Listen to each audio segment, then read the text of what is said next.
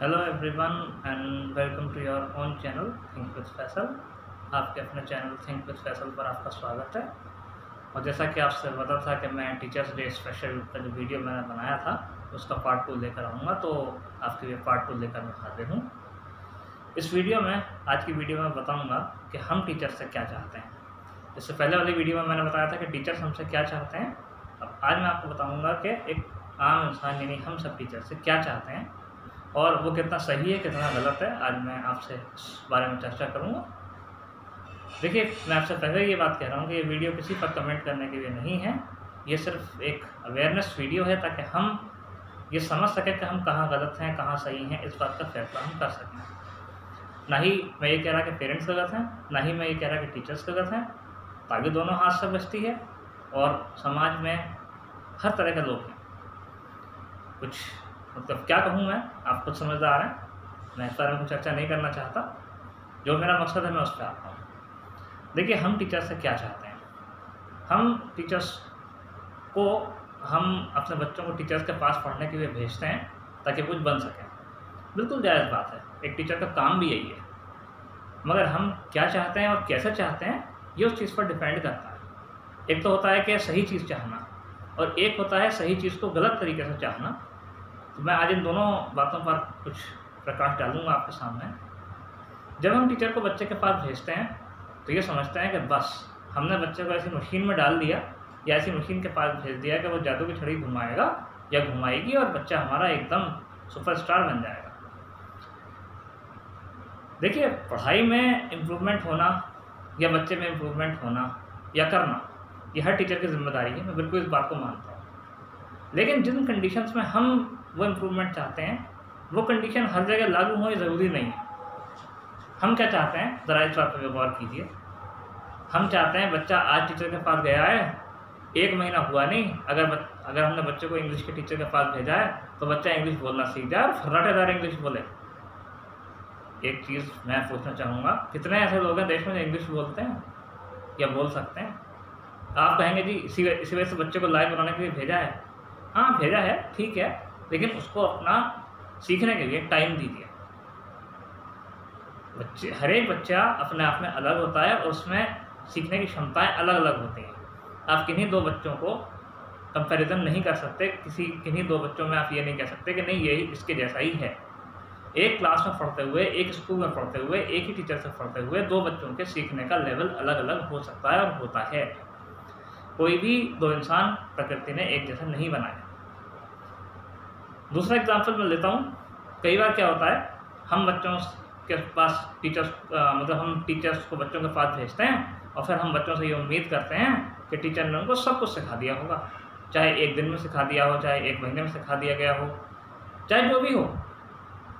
और क्या होता है, हम बच्चों का बिना स्टैंडर्ड देखे हुए उनसे सवाल पूछते हैं और जब वो सवाल का जवाब नहीं दे पाते हैं तो हम उनसे कहते हैं क्यों भाई, तेरी मैडम ने यही सिखाया, तेरे सर ने यही सिखाया, यानी कि टीचर्स की बुराई करना शुरू। अब एक छोटा सा एग्जांपल मैं दे रहा हूँ। सपोज एक क्लास 5 का बच्चा है और उससे आपने पूछा, भाई आप घर आया बच्चा, उसने पूछा भाई क्या पढ़ के आए हो? उसने कहा कि पापा या मम्मी मैं SST पढ़ के आया हूँ। तो अच्छा, SST में क्या क्या सब्जेक्ट होते हैं भाई, पूछा गया। उसने कहा जी हिस्ट्री होती है, सिविक्स होती है, ज्योग्राफी होती है। वैसे तो कंबाइंड होता है ये सब, लेकिन जब अगर मैं मानता हूँ बच्चा थोड़ा स्मार्ट है, उसने बता दिया कि हाँ भाई इसमें हिस्ट्री, सिविक्स, ज्योग्राफी और इकोनॉमिक्स होते हैं। तो फिर आप पूछोगे। अब कई बार हम लोग क्या गलती करते हैं कि अपनी नॉलेज से बच्चे की नॉलेज और टीचर की नॉलेज नापते हैं। हम बच्चे से, अब मान लो बच्चा ने आके ये बताया आपको, तो आप बच्चे से पूछोगे अच्छा भाई ये बता पानीपत की लड़ाई कब हुई थी? अब बच्चे ने पानीपत का शायद नाम ही ना सुना हो इतनी छोटी क्लास में। अब वो बताएगा कि पानीपत की लड़ाई कब हुई थी, सवाल ही नहीं है। यानी कि हम बच्चे से क्वेश्चन वो पूछते हैं जो हमें आता होता है और फिर अगर वो नहीं बता पाता है तो कहते हैं क्या पढ़ा भाई तूने हिस्ट्री में, तेरी टीचर ने तो यही पढ़ाया। ब्लेम किस पर लगाते हैं, इल्ज़ाम किस पर लगाते हैं? टीचर पर लगाते हैं। और ये देखते नहीं कि वो सवाल जो हम बच्चे से पूछने जा रहे हैं वो पूछने वाला है भी या नहीं है, उसके स्टैंडर्ड का है भी या नहीं है। उससे क्या नुकसान होता है, बच्चे के अंदर डिप्रेशन की फीलिंग आती है। बच्चा जाकर टीचर से ये बात कहता है, टीचर कहता है ये आपके सिलेबस में नहीं है, ये चीज़ आपके कोर्स में नहीं है। तो बच्चा भी सोचता है एक बार को कि फिर आखिर मेरे कोर्स में है क्या, मेरे सिलेबस में है क्या। अगर आपको बच्चे से क्वेश्चन पूछने हैं तो आप पहले बच्चे की किताब देखिए, उसमें देखिए कि उसने क्या पढ़ा है, उसके कोर्स में क्या क्या चीज़ें हैं, और उसमें से आप सवाल उससे पूछ सकते हैं, बिल्कुल आपका हक है। कुछ एक्स्ट्रा भी पूछ सकते हैं, थोड़ा बहुत आगे पीछे का भी पूछ सकते हैं, बिल्कुल जब बच्चे को जनरल नॉलेज भी होनी चाहिए।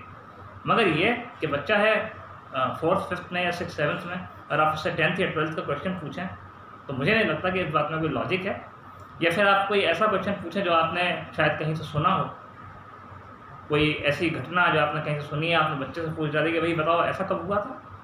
किसी आपने अपने बड़े बूढ़े पुरखों से सुन लिया, या कभी खानदान में, या आपने किसी यार दोस्त से सुन लिया, या कहीं किसी किताब में पढ़ लिया। अब आपने वो सवाल बच्चे से पूछ लिया, और फिर गलती किसकी लास्ट में? टीचर की गलती कि टीचर ने क्या पढ़ा, यही पढ़ा के भेजा। तो ऐसे अगर हम टीचर को इस तरह से जांचेंगे तो यकीन मानिए कभी भी हम टीचर से सेटिस्फाई नहीं होंगे, संतुष्ट नहीं होंगे। हमें टीचर को ये देखना है कि हमारा बच्चे ने जहाँ से शुरुआत करी थी, सबसे पहली चीज़ हमें क्या देखनी है कि जिस टीचर के पास हमने बच्चे को भेजा है उस सब्जेक्ट के लिए, उसमें उस सब्जेक्ट के प्रति रुचि जगी है या नहीं जगी है। मार्क्स की बात मैं नहीं कर रहा, मैं बात कर रहा हूँ अभी सिर्फ रुचि की, इंटरेस्ट की। अगर उस बच्चे का उस विषय में उस टीचर के पास भेजने से इंटरेस्ट पैदा हो रहा है, रुचि पैदा हो रही है, तो आप ये मानिए कि बच्चा और टीचर दोनों सही दिशा में जा रहे हैं। मार्क्स कितने आए ये माने नहीं रखता भाई। मैं आपसे मतलब यही बात मैं कहना चाहता हूँ कि हर बच्चे का जो डेवलपमेंट है वो अलग अलग तरीके से होता है, विकास जो है अलग अलग तरीके से होता है। और इस बात को लगभग हर बोर्ड के एक्सपर्ट मानते हैं कि जो रिज़ल्ट है, जो मार्क्स हैं, जो नंबर हैं, वो किसी इंसान का आईना नहीं होता। अगर किसी बच्चे के मार्क्स कम आए हैं तो इसका मतलब ये नहीं कि बच्चा वीक है पढ़ाई में। और इसी बात को ध्यान में रखते हुए इस साल CBSE ने फेल शब्द निकाल दिया है अपने रिपोर्ट कार्ड से। अब कोई भी बच्चे के, किसी भी बच्चे के रिपोर्ट कार्ड पे आपको फेल लिखा हुआ नहीं मिलेगा, बल्कि कुछ और लिखा मिलेगा, जैसे कि अटेम्प्ट नेसेसरी या अटेम्प्ट रिक्वायर्ड अगेन, या मतलब इस टाइप से कुछ आपको रिमार्क लिखा मिलेगा, लेकिन फेल लिखा हुआ नहीं मिलेगा। वो क्यों किया गया है? क्योंकि फेल से एक बच्चे के मन में नेगेटिव इंप्रेशन जाता है कि फेल हो गया यानी असफल हो गया। असफल कोई इंसान नहीं होता, बस वो हमारे बताए हुए सफलता के पैरामीटर पर, जो हमने मापदंड बनाए हुए हैं सफलता के, उन पर खरा नहीं उतर पाता किसी वजह से, तो हम कहते हैं कि असफल हो गया। हम ये नहीं देखते हैं कि उसने कितनी तरक्की करी है। मान लीजिए किसी बच्चे को पहले 100 तक गिनती भी नहीं आती थी, पेपर में आई 100 तक गिनती लिखने की, बच्चा 50 तक गिनती लिखाया, उसको टीचर ने फेल कर दिया और आपने फेल मान लिया। आपने बच्चे को पढ़ाई करी, पिटाई करी, लेकिन आपने ये नहीं देखा कि जो बच्चा पहले 1 लिखना भी नहीं जानता था वो 50 तक गिनती लिख कर आया है आज। लेकिन गम इस बात का कि उसने 100 तक गिनती क्यों नहीं लिखी, गम इस बात का नहीं कि, खुशी इस बात की नहीं कि वो 50 तक गिनती लिखी आया। इस पैरामीटर से हम टीचर्स को आजमाते हैं और हम हर वक्त इस ताक में रहते हैं। ये बहुत कड़वी सच्चाई है ये सब जो हम डेली फेस करते हैं, कि हम टीचर का इम्तिहान लें और टीचर को नीचा दिखाएं। मैं ये नहीं कह रहा कि सब ऐसा करते हैं, पर हम में से अक्सर बहुत से लोग ऐसा करते हैं, और ये बहुत दुख की बात है।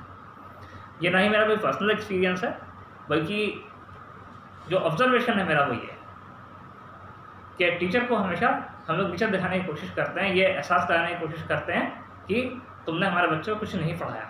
हर कोई नहीं करता ऐसा, लेकिन बहुत से लोग करते हैं। मैंने बताया अच्छे बुरे टीचर भी होते हैं, मतलब बुरे नहीं होते कि मतलब अच्छे, और वो जो अच्छे नहीं हैं वो इस टाइप के। तो ऐसे टीचर्स भी होते हैं और ऐसे पेरेंट्स भी होते हैं। हम लोगों में भी ऐसे लोग हैं जो बेवजह टीचर्स को ब्लेम करते हैं, बेवजह टीचर को बुरा कहते हैं। तो यहाँ मेरा समझाने का मतलब ये है कि टीचर कोई ऐसी मशीन नहीं है जो आपके बच्चे की काया एक दिन में पलट देगा। टाइम लगता है टीचर को भी मेहनत करने में, किसी को कोई चीज़ सिखाने में। कोई चीज़ खुद सीखना आसान है, दूसरे को सिखाना मुश्किल होता है। ये बात आप हमेशा ध्यान कीजिएगा।